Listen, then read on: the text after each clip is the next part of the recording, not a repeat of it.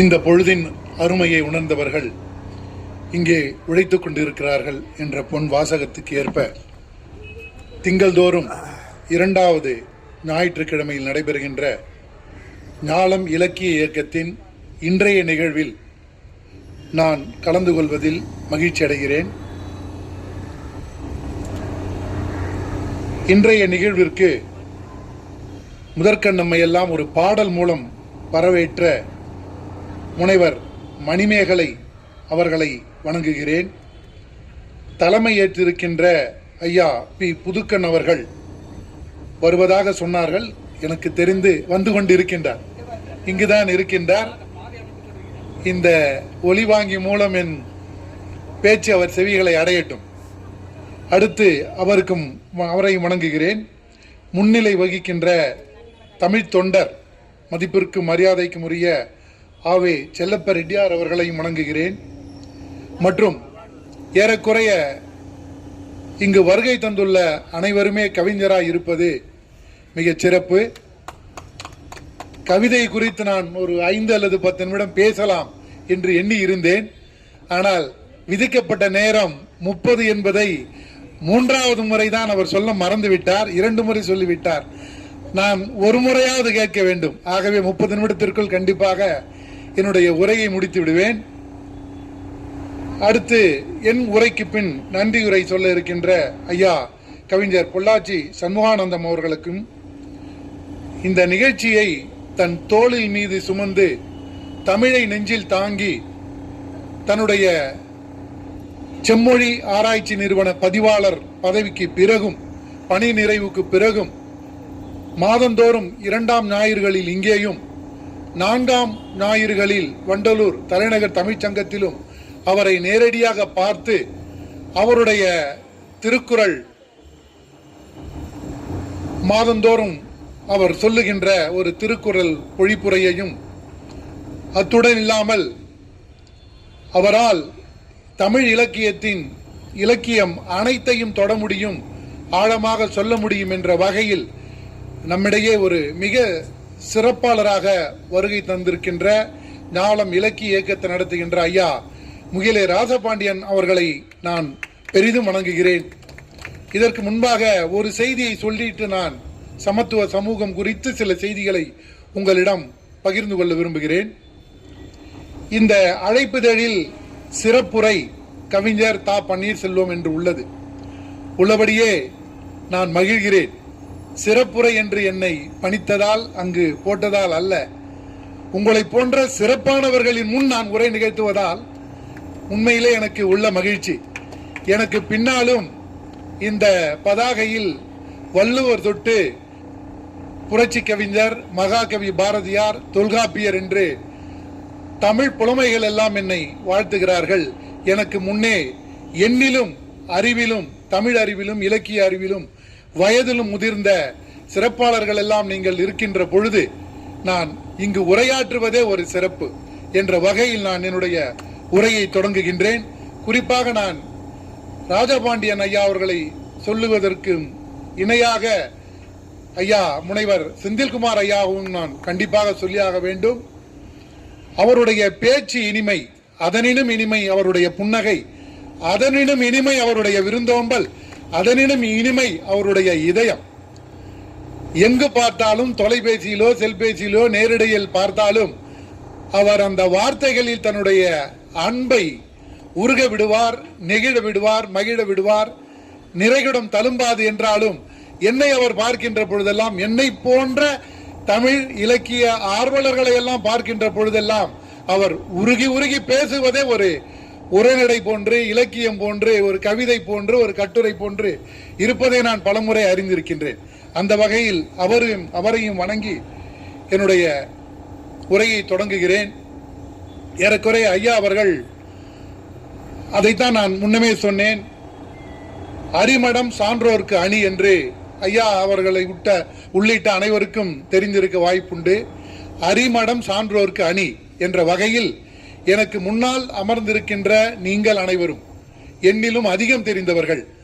அப்படி அதிகம் தெரிந்தவர்கள் என்ன செய்வார்களாம்? பழமொழி சொல்கிறது, அரிமடம் சான்றோருக்கு அணி என்ற பழமொழி சங்க இலக்கியத்தினுடைய அந்த பழமொழி 400 பாடல் ஒன்றில் சொல்கிறது.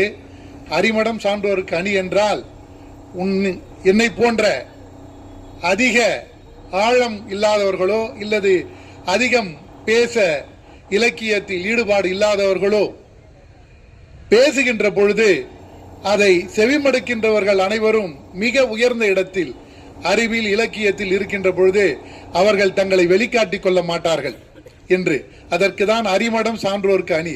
அந்த வகையில் உங்களை எல்லாம் மிகச் சிறந்த சான்றோர்களாக அணி செய்கின்ற இந்த அரங்கை நான் உண்மையிலேயே வாழ்த்தி மகிழ்கிறேன். உங்கள் முன் நான் பேசுவதில் மகிழ்கிறேன். சமத்துவ சமூகம் என்பது ஐயா அவர்கள் தொட்டு காட்டினார்கள். நாம் ஒரு நாகரீகமான சமூகத்தில் வாழ்கிறோம் என்றால், இந்த சமூகம் மேம்பட்ட சமூகம், வளர்ச்சி அடைந்த சமூகம் என்றால், இங்குள்ள ஒவ்வொரு தனி மனிதருக்கும் அவர்கள் என்ன ஜாதி, என்ன இனம், என்ன மதம், என்ன மொழி என அனைத்தையும் கடந்து அவர்கள் அனைவரும் இந்த சமூகத்தில் சம வாய்ப்பு பெற்று சரியான மரியாதையோடு வாழ்வது சமத்துவ சமூகம். இதுதான் சமத்துவ சமூகத்தின் நான் அறிந்த வரையில் உள்ள பொருள். நாம் எல்லோரும் இன்று சமமாக இருக்கின்றோமா, சமத்துவ சமூகத்தில் தான் வாழ்ந்திருக்கின்றோமா என்ற ஒரு கேள்வி நமக்கு உண்டு. நேரடியாகவே சொல்லலாம், நாம் சமத்துவ சமூகத்தில் இல்லை என்பது என்னுடைய கருத்து. இதை மறுத்து சொல்ல பல காரணங்கள் இருக்கின்றன. ஏன் இந்த சமூகம் மேம்படவில்லை என்று நாம் ஆராய்கின்ற பொழுதோ தெரிகின்ற பொழுதோ, நாளை மறுநாள் அறிவு பெருங்கடல், சமூக நீதி போராளி, சட்ட மாமேதை, இந்த உலகமே வியக்கின்ற இந்திய அரசியல் அமைப்பு சட்டத்தை எழுதிய கொடுத்த அண்ணல் அம்பேத்கர் அவர்களுடைய 135வது பிறந்த நாள் நாளை மறுநாள். ஆனால் இந்த சமத்துவ சமூகம் அவர் மட்டுமல்ல, ஏறக்குறைய 11ஆம் நூற்றாண்டில் இருந்து இந்த நூற்றாண்டுக்கு முன் நூற்றாண்டு வரை நீங்கள் கணக்கெடுத்தால், நான் அவர்கள் பெயர்களை கண்டிப்பாக இந்த சமத்துவ சமூகம் குறித்து சொல்ல விரும்புகிறேன். நாளை மறுநாள் நாம் அம்பேத்கர் பிறந்த நாளை கொண்டாட இருக்கின்றோம். அவர் சமத்துவ சமூகத்தை விரும்பியவர். அவரை போன்று அவருக்கு முன்னோடிகளாக பலர் இந்த மண்ணிலே தோன்றி அவ்வப்பொழுது தோன்றி இந்த சமூகம், இந்த சமூகத்தில் உள்ள மக்கள், இந்த சமூகத்தில் உள்ள பெண்கள், இந்த சமூகத்தில் ஒரு தனி மனிதனுடைய உரிமைகள் என அனைத்தும் சமமாக இருந்து இந்த சமூகம் இன்னும் மேம்பட வேண்டும், உலகம் இயக்கின்ற அளவில் நம் நாடு இருக்க வேண்டும் என்று எண்ணியவர்கள் அவ்வப்பொழுது இந்த மண்ணில் தொடர்ந்து தோன்றிக் கொண்டிருந்தார்கள். அந்த வகையில் நீங்கள் ஒன்றை 1000 நூற்றாண்டுகளுக்கு ஏறக்குறைய அவருடைய பிறப்பு 1017ஆம் ஆண்டு, மதங்களிலே புரட்சி செய்த மகான். ஏன் இந்த சமத்துவம், ஏன் இந்த சமூகம் சமத்துவமா இல்லை என்பதற்கு பல காரணங்கள். மிக முக்கிய காரணங்களாக நான் 3 எடுத்து மிக சிறிய அளவில் அதை தொட்டு காட்ட விரும்புகிறேன். ஆனால் இந்த சமூகத்திற்காக, சமூக மேம்பாட்டிற்காக, இந்த சமூகத்தினுடைய பழுது நீக்குவதற்காக, இந்த சமூக உயர்வுக்காக தன்னை அர்ப்பணித்துக் கொண்ட, தன் வாழ்நாளை அர்ப்பணித்துக் கொண்ட பல புரட்சியாளர்கள், பல சமூக போராளிகள் நம் மண்ணிலே தோன்றி மறைந்திருக்கின்றார்கள். இதற்கு முன்பாக நான் ஒன்றை சொல்ல விரும்புகின்றேன். வள்ளுவர் குரல் நீங்கள் அனைவரும் அறிவீர்கள். ஒன்றா உலகத்து உயர்ந்த புகழல்லால் பொன்றாது நிற்பது ஒன்று இல். உலகத்தில் நிலையானது எது என்றால் ஒருவர் பெற்ற புகழ். அந்த புகழ் எப்படி ஒருவருக்கு வாய்க்கும்? இது மிக முக்கியமான கேள்வி. தோன்றீர் புகழோடு தோன்றுக, அகதிலா தோன்றலின் தோன்றாமை நின்று நன்று என்பதற்கு நாம் அனைவரும் கூட பொருத்தம் ஆகலாம். ஆனால் இந்த ஒன்றா உலகத்து உயர்ந்த புகழல்லால் பொன்றாது நிற்பது ஒன்று இல் என்ற நிலைத்த புகழுக்கு எவ்வாறு ஒருவர் பெற முடியும் என்றால், அவர் யார் இந்த குரலுக்கு பொருளாக விளங்க வேண்டும் என்று நினைக்கின்றார்களோ அவர்கள் இந்த உலகத்திற்காக, தான் வாழுகின்ற சமூகத்திற்காக நன்றி கடன் பட்டவர்களாக இருக்க வேண்டும். அந்த நன்றி கடன் பட்டவர்களாக எப்படி இருக்க வேண்டும் என்றால், இந்த சமூகம் மேம்பட, இந்த உலகம் மேம்பட அவர்கள் ஒரு சேவை செய்திருக்க வேண்டும்.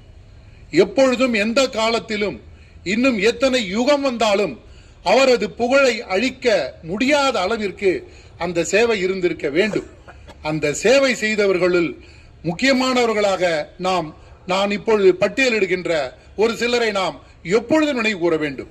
இன்று அம்பேத்கரை நாளை மறுநாள் நினைவு கூறுகின்றோம். நான் ஒரு கவிதை எழுதினேன் சில காலங்களுக்கு முன்பாக. ஏன் இந்த சமூகம் மேம்படவில்லை என்பதற்கு நம்மிடையே நிறைய காரணங்கள் உண்டு. நான் எழுதிய அந்த கவிதை மிக முக்கியமானதாக நான் கருதி அதை சிலர் வழிமொழிந்திருக்கின்றார்கள். அந்த 2 வரிகளை மட்டும் நான் சொல்ல ஆசைப்படுகிறேன். அந்த கவிதையினுடைய இடையில் வருகின்ற அந்த வரிகள், நாம் தலைவரின் சிலைகளுக்கு மாலை அணிவித்து விட்டோம், அவரின் கொள்கைகளுக்கு மலர் வளையம் வைத்து விட்டோம். இதனால் தான் இந்த சமூகம் மேம்படவில்லை என்று நான் உறுதியாக நம்புகிறேன். நாளை மறுநாளோ அல்லது நமக்கு பிடித்த தலைவர்களை எல்லாம் சிலைகளாக்கி மகிழ்ந்திருக்கின்றோம். ஒரு வகையான அன்பின் வெளிப்பாடு, நாம் அவர்களை மதிப்பதின் வெளிப்பாடு. அவர் இந்த மண்ணில் சில நல்லது செய்திருக்கின்றார், சேவை செய்திருக்கின்றார், தொண்டு புரிந்திருக்கின்றார் என்பதற்கான பின்னால் வருகின்ற தலைமுறைகளுக்கு நாம் நினைவூட்டுகின்ற வகையில் அந்த சிலைகளை அமைத்து இருக்கின்றோம். அவர்களையும் நாம் சொல்லுகின்றோம். ஆனால் அந்த தொடர்ச்சி விட்டு போகின்ற வகையில் தொய்வு ஏற்படுகின்ற பொழுது அவர்கள் நினைத்த இந்த சமூகம் இன்னும் வரவில்லை என்று சொல்ல வேண்டும். அதில் மிக முக்கியமாக முதலாவதாக மதங்களில் புரட்சி செய்த மகான் என்று முத்தமிழ் அறிஞர் கலைஞர் இருந்த பொழுது அவரிடமே நிறைய எதிர்கணைகள் தாவின. இவர் ஒரு நாத்திகர், ஏன் ராமானுஜர் தொடரை அவரது தொலைக்காட்சியில் ஒளிபரப்புகிறார் என்று. அதற்கு அவர் மிகச் சரியான பதில் கொடுத்தது மட்டுமின்றி தொடர்ந்து அந்த தொடர் ஒளிபரப்பாகின்ற அதை கவனித்தவர்கள் எல்லாம், இது ஆத்திகம் சம்பந்தப்பட்டதல்ல, இது ஒரு சமூக முன்னேற்றத்திற்காக அவர் உழைத்தார், எனவேதான் அந்த தொடரை அவர் எடுத்திருக்கிறார் என்று அவர்களுக்கு அவராகவே சமாதானம் செய்து கொண்டார்கள், உண்மையை உணர்ந்து கொண்டார்கள். அந்த வகையில் இன்று நாம் தாழ்த்தப்பட்டோர், பட்டியலினத்தோர் என்று சொல்கின்ற அந்த பிரிவு மக்களை அவர்தான் முதலில் திருக்குலத்தோர் என்று அழைக்க வேண்டும் என்றார் ராமானுஜர். அவர் 120 ஆண்டுகள் இந்த மண்ணில் வாழ்ந்திருக்கின்றார்.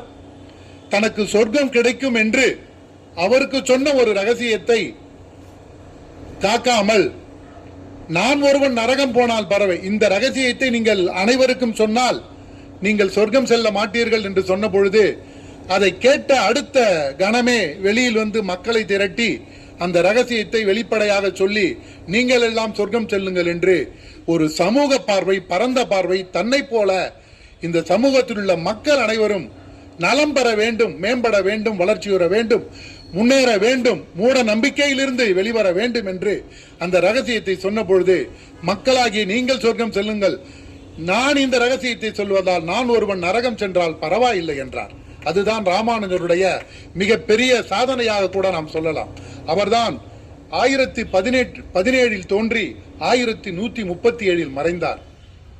ஒரு வரலாற்று ஆய்வின் அடிப்படையில் இன்னும் அவர் 20-30 ஆண்டு காலம் பின்னால் பிறந்தார் என்று சொல்பவர்கள் உண்டு. அதே போலவே பின்னால் பிறந்தார் என்றால் அவர் இறந்த காலமும் பின்னால் போக வாய்ப்புண்டு. ஆனாலும் அவர் 120 ஆண்டு காலம் வாழ்ந்து மதங்களில் மட்டுமல்ல இந்த சமூகத்துடைய சீர்கேடுகளை நீக்குவதற்காக தன்னை அர்ப்பணித்துக் கொண்ட மிகப்பெரிய மகான்களில் நாம் அவரை காலத்தினுடைய அந்த தொடர்ச்சி கருதி, முற்பட்ட காலம் கருதி அவரை நாம் முதன்மையாக கொண்டு வரலாம். அதை அடுத்து நீங்கள் சொல்லலாம், இந்த சமூக சமத்துவம் இன்மை நம் இந்தியாவில், நம் தமிழ்நாட்டில் மட்டும்தான் இருக்கின்றதா அல்லது பிற மாநிலங்களில் மட்டும்தான் இருக்கின்றதா என்ற பொழுது ஏறக்குறைய இந்தியா முழுமையும் இருந்தது. அதே போன்று தமிழ்நாட்டில் அதிகமான சமூக சீர்திருத்தவாதிகள் தோன்றினாலும் மாநிலத்துக்கு ஒருவர் என்ற வகையில் கூட சொல்லலாம். 12ஆம் நூற்றாண்டில் பசவண்ணா என்கிறவர் கர்நாடகாவில் தோன்றியவர். 800 ஆண்டுகளுக்கு முன்பே விதவை திருமணம் பெண்களுடைய முன்னேற்றத்திற்காக வழிவகுத்த முதல் புரட்சியாளர். கர்நாடகத்தில் தோன்றியவர் வீர சைவம் என்ற ஒரு அமைப்பை ஏற்படுத்தி இந்த சமூகம் சமத்துவமாக இருக்க வேண்டும், அதில் பெண்களின் பங்கும் இருக்க வேண்டும். பெண்களை வெளியில் கொண்டு வந்து அவர்களுக்கு எல்லா வாய்ப்புகளும் கொடுக்க வேண்டும். மூட பழக்கங்களினுடைய முற்றிலுமாக நீக்க வேண்டும் என்ற தன்னுடைய மூளையில் அதற்கு பின்னணி காரணங்கள் கூட நிறைய இருந்தாலும், அடுத்ததாக அவரை சொல்லலாம். அவருடைய நூற்றாண்டு 12ஆம் நூற்றாண்டு. அதற்கு அடுத்தபடியாக சமூகத்தில் புரட்சி துறவியில் புரட்சி செய்தவர். எல்லோரும் காவி ஆடை உடுத்துங்கள் என்று, காவிதான் ஒரு துறவியினுடைய ஆடை என்று சொன்னபோது, இல்லை இல்லை, வெள்ளை ஆடை உடுத்துகிறேன். வெள்ளை கூட ஒரு தூய்மையின் அடையாளம், மன தூய்மையின் அடையாளம் மட்டுமல்ல, ஒரு துறவியினுடைய அடையாளம் என்று புரட்சி செய்தவர் வடலூரில் தோன்றிய வள்ளலார். அந்த வள்ளலார் அவர் சொன்னார், கண்மூடி பழக்கம் எல்லாம் மண்மூடி போகட்டும் என்று. அவரை பற்றி சொல்லுவதற்கும் நிறைய நம்மகிட்ட செய்திகள் உள்ளன. அடுத்து இந்த மண்ணில் தோன்றிய சிறந்த சமூக சீர்திருத்தவாதி புரட்சியாளராக சொன்னார். அனைவரும் கோவில் சென்று சிலைகளை வணங்குகின்ற பொழுது அவர் ஒருவர் தான் சொன்னார், அருட்பெருஞ்சோதி மூலம் நீங்கள் மரணமில்லா பெருவாழ்வை அடைந்து இறைவனை தரிசிக்க முடியும். ஜோதி ஒளிவடிவாக நீங்கள் கடவுளை காணலாம் என்று இந்த மூடப்பழக்கங்கள் சமயத்தில், அதாவது மதத்தில் உள்ள எல்லா மூடப்பழக்கங்களையும் ஒழிக்க முற்பட்டவர். காலத்தின் போது நம்முடைய கெட்ட நேரம் என்று சொல்வார்கள், துரதிர்ஷ்டம் என்று சொல்வார்கள். இது போன்ற மகான்கள், துறவிகள், கவிஞர்கள் இவர்கள் எல்லாம் சமூகத்திற்கு பாடுபடுகின்ற பொழுது அவர்கள் காலத்தில் அவர்கள் போற்றப்படுவதில்லை என்ற ஒரு துயரமான கவலைக்குரிய செய்தி இந்த மண்ணில் தொடர்ந்து நிலவுகின்றது. அவர் வாழுகின்ற பொழுது அவரை ஒழிக்க நினைத்தார்களே தவிர, அழிக்க நினைத்தார்களே தவிர, அவர் சொன்ன அந்த கருத்தை ஏற்று ஒரு கட்டத்தில் அவருடைய கருத்துக்கள் எல்லாம் கடைபிடித்தன் கொள்வார் இல்லை. உண்மையில் அது அவர் சொன்ன வார்த்தை அல்ல, அவர் மீது பழி போடுவர் சொல்லுகின்ற வார்த்தை என்று பின்னால் அது நிரூபிக்கப்பட்டது. ஆனாலும் கூட அந்த வார்த்தையினுடைய வலி, அந்த வார்த்தையில் உள்ள வலிமையை நாம் இன்று இப்பொழுது உணர்கிறோம். தெய்வம் ஒன்று, அதை ஒளிவடிவாக பார்க்கலாம். நீங்கள் தெய்வத்தை கல் வடிவிலோ சிலை வடிவிலோ உருவ வழிபாட்டிலே போய் செய்து நேரத்தை வீணடிக்க வேண்டாம். அதன் வழியாக வருகின்ற பல மூட நம்பிக்கைகளை நீங்கள் மனத்தில் சேர்த்து சமூகத்தை பின்தங்க விட வேண்டாம் என்று வலியுறுத்திய ஒரு பெரிய மகான் வள்ளலார். அவருடைய காலம் 1823. அதற்கு அடுத்து நாம் கண்டிப்பாக இவரையும் தெரிந்திருக்க வேண்டும். 2 நாட்கள் நேற்று அவருடைய 200வது பிறந்த நாள் விழாவை நமது ஒன்றிய அரசே கொண்டாடுகிறது. அவரும் அவருடைய துணைவியாரும் இந்தியாவிலுடைய முதல் பெண் ஆசிரியை சாவித்திரிபாய் புலே, அவருடைய துணை கணவர் ஜோதிபாய் புலே. அவர்தான் இதே போன்று தன்னுடைய மனைவியை நாம் நினைக்கின்ற மாற்றத்தை நம்மிடமிருந்தே தொடங்க வேண்டும் என்று காந்தி சொன்னது போல, இந்த ஜோதிராவ் புலே என்பவர் இந்த சமூகத்திற்கும் பெண்களுக்கும் பெண் கல்வி கொடுக்க வேண்டும், பெண்களை வெளிக்கொணர வேண்டும் என்பதில் அவரும் புரட்சி செய்தவர். அவருடைய 200வது பிறந்த நாள் விழாவை நாம் நேற்று முன்தினம் கடந்த வாரம் கொண்டாடினோம்.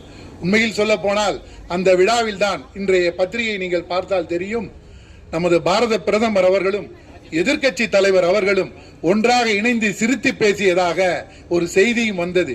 எதிரெதிர் துருவங்கள் போல் பாராளுமன்றத்தில் ஈடுபடுகின்ற இயங்குகின்ற அவர்களை கூட இது போன்ற சமூக புரட்சியாளர்கள், சிந்தனையாளர்கள், சமூக போராளிகள் இணைக்கின்றது கூட அது தானாக நடக்கின்ற ஒரு செயலாகவும் நாம் கருதலாம். அடுத்த சீர்திருத்தவாதி இவர் தோன்றிய மாநிலம் மகாராஷ்டிரா. அதற்கு அடுத்ததாக நீங்கள் அயோத்திதாச பண்டிதரையும் சொல்ல வேண்டும். அவரும் தமிழ்நாட்டில் தோன்றியவர் தான். இதே போன்ற சமூக சீர்திருத்த தாழ்த்தப்பட்ட மக்களுக்காக, பிற்படுத்தப்பட்ட மக்களுக்காகவும் உழைத்த சமூக சீர்திருத்தவாதிகளில் அயோத்திதாச பண்டிதர் அவர்கள்.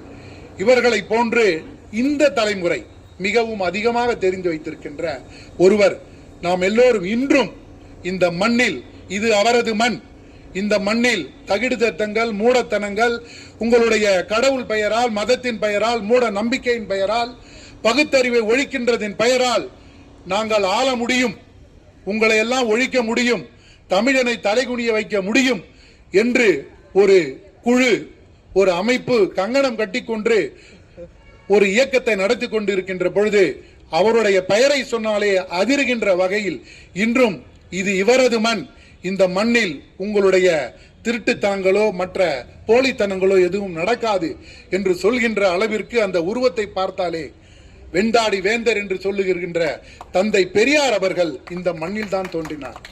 இந்த மண்ணில் பெரியார் தோன்றிய பிறகுதான் அவருடைய தொடர்ச்சியாக இந்த சமூகம் மேம்பட்டு இருக்கின்றது. இன்று நான் ஒன்றை சொல்ல விரும்புகிறேன், நீங்களும் காட்சியாக அதை பார்க்கலாம். பெரியாருடைய மிக முக்கியமான பல கொள்கைகள் ஒன்று பெண் கல்வி. பெண்ணின் கையில் இருக்கின்ற கரண்டியை பிடுங்கிக் கொண்டு அவர் கையில் புத்தகத்தை கொடுங்கள் என்று சொன்னவர். இன்று நீங்கள் ஒரு உதாரணத்திற்கு சொல்கிறேன், நான் செங்கையில் தினந்தோறும் பார்க்கின்றேன். ஏன் உங்களுக்கு அந்த வேலைன்னு சொல்லிட்டு நீங்க தவறா என்ன வேணாம், வரும்போதும் போகும்போதும் பார்க்கின்றேன். நான் அந்த கல்லூரிக்கு அருகாமையில் என் இல்லம் உள்ளது, கடைவீதி பக்கம் அங்கு போகும்போதெல்லாம் பார்க்கின்றேன். ஆயிரக்கணக்கான பெண் மாணவிகள் அந்த கல்லூரிக்கு சென்று படிக்கின்ற பொழுது எனக்கு பெரியார் நேரடியாக கண்ணில் தோன்றுகிறார். நான் பெரியாரை நேரடியாக பார்த்ததில்லை. இதுதான் நான் அந்த முதலில் குரல் சொன்னேன் அல்லவா, அந்த குரல் இன்னும் எத்தனை யுகம் கடந்தாலும் இந்த தமிழ் மண் நாளுக்கு நாள் வளரும்.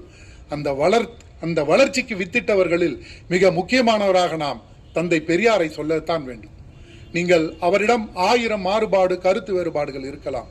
அவரை கடவுள் மறுப்பாளர், கடவுள் சிலையை உடைத்தார் என்ற குறுகிய அளவில் சில சின்ன புத்திக்காரர்கள், குள்ள புத்திக்காரர்கள் அடக்கி அவருடைய பெரிய பெரிய இந்த சமூக மாற்றத்திற்கு அவர் செய்த வேலைகளை எல்லாம் அழுத்த பார்க்கிறது இந்த மண். அதை விடாமல் தடுத்து போர்க்கொடி உயர்த்தி நாம் எல்லாம் இருக்க வேண்டும். அவருக்கு நன்றி கடன் பட்டவர்களாக இருப்போம். குறிப்பாக இங்கும் 4 மகளிர் தான் வந்திருக்கின்றார்கள். பெரியாரை பற்றி பேசுகின்ற அனைத்து கூட்டங்களிலும் ஆண்களை விட பெண்கள் அதிகமாக இருக்க வேண்டும் என்ற எண்ணத்தை நான் இங்கு பதிவு செய்ய விரும்புகிறேன். இன்று பார்த்தால் ஆண் பெண்ணுக்கு சமமாக வந்து விட்டார்கள். சில செய்திகளை கேட்கின்ற பொழுது, சில பெண்களுடைய வீரதீர செயல்களை பார்க்கின்ற பொழுது நமக்கு பெரியார் நம் கண்முன்னால் நிற்கின்றார். அடடா, இதற்குத்தானே ஆசைப்பட்டார் இந்த பெரியார், அதை இந்த மண் கொஞ்சம் கொஞ்சமாக நிகழ்த்தி வருகின்றது என்று. கோவில் நுழைவு போராட்டம் நீங்கள் அனைவரும் அறிவீர்கள். நான் சொல்லுகின்ற எதுவும் புதிதல்ல, நினைவூட்டல் போல என்னை நானே ஒரு முறை படித்து உங்கள் முன் பகிர்ந்து கொள்கிறேன் என்று புதிய செய்திகள் அல்ல. ஆனாலும் அதை சொல்லுகின்ற பொழுது என்னையும் அறியாமல் ஒரு மகிழ்ச்சி எனக்கு வருகின்றது. இந்த பெண்கள் பெரிய பெரிய உயரங்களில் பார்க்கின்ற பொழுது அவர்களை எல்லாம் பெரியாருக்கும் அதை தொடர்ந்து அவருடைய கொள்கைகளை நிறைவேற்றி வருகின்ற யாராக இருந்தாலும் அவர்களுக்கும் நன்றி கடன் பட்டவர்களாக இருக்க வேண்டும். இன்று பெண் கல்வியில் தான் பெண் உண்மையிலேயே ஆணை விட அதிக புத்திசாலி. பெண் மூளை ஆண் மூளையை விட சிறிதளவு கிராம அளவில் குறைந்தது. ஆனாலும் பின்னால் வருவதை யூகிக்கும் அறிவு பெண்களுக்கு உண்டு. பல உதாரணங்கள் உள்ளன. பெண்களிடம் நீங்கள் ஒரு கருத்தை சொன்னால் உடனடியாக பல இடங்களுக்கு மிக விரைவாக போகும்.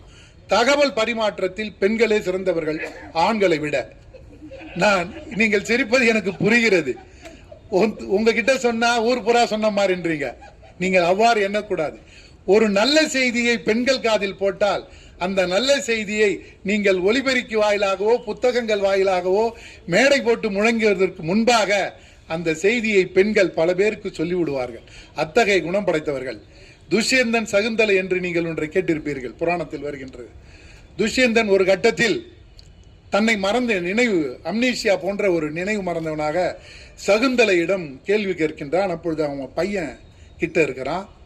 நீ யார், இந்த பிள்ளை யார், நான் யார், அப்படி என்று என் மனைவி எங்கே, நீ யார், அவங்க மனைவி சகுந்தலை, உன் பிள்ளை எங்கே, நான் யார் என்று கேட்கிறான்.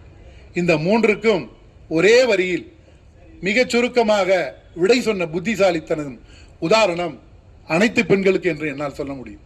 அவன் சொன்னான், மகனே பரதா, உன் தந்தையை வணங்கு. அனைத்து கேள்விகளுக்கும் அந்த பதில் வந்துவிட்டது என்பதுதான் பெண்களுடைய மூளைக்கு, புத்தி கூர்மைக்கு ஒரு சான்று.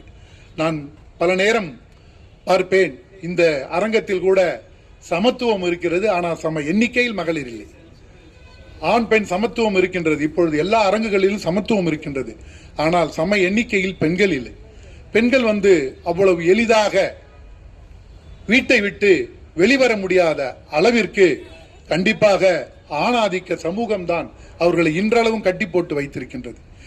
பெண்கள் வெளியில் வருவதற்கு அங்குள்ள பெண்களே சுதந்திரம் கொடுப்பதில்லை என்றாலும் கூட அந்த பெண்கள் ஏன் சுதந்திரம் கொடுப்பதில்லை என்பதற்கு நீங்கள் வெளியில் சென்று என்ன செய்ய போகிறீர்கள், வீட்டுக்குள்ளேயே இருங்கள் என்று யுகம் யுகமாக காலங்காலமாக அடக்கி வைத்திருக்கின்ற அந்த ஆணாதிக்கம் தான் அந்த பெண்ணையும் தடுக்கின்ற பெண்ணையும் சொல்ல வைக்கின்றது.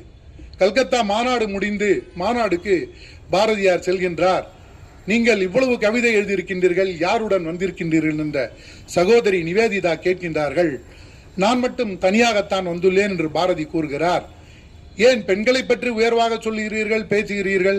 ஏன் பெண்களை உங்கள் மனைவியை கூட உங்களால் கூட்டி வர முடியவில்லையா அப்படி என்று கேட்கின்ற பொழுது பாரதி சொல்கிறார், அதெல்லாம் எங்கள் குடும்ப வழக்கம் இல்லை. அவர்கள் வந்து என்ன செய்ய போகிறார்கள்? நீங்கள் அந்த பாரதி என்கின்ற ஞானவேல் ராஜா ஐஏஎஸ் ரிட்டையர்டு ஐஏஎஸ்க்கு எடுத்த அந்த பாரதி படத்தை பார்த்தால் மிக துல்லியமாக அந்த காட்சி பதிவு செய்யப்பட்டிருக்கும்.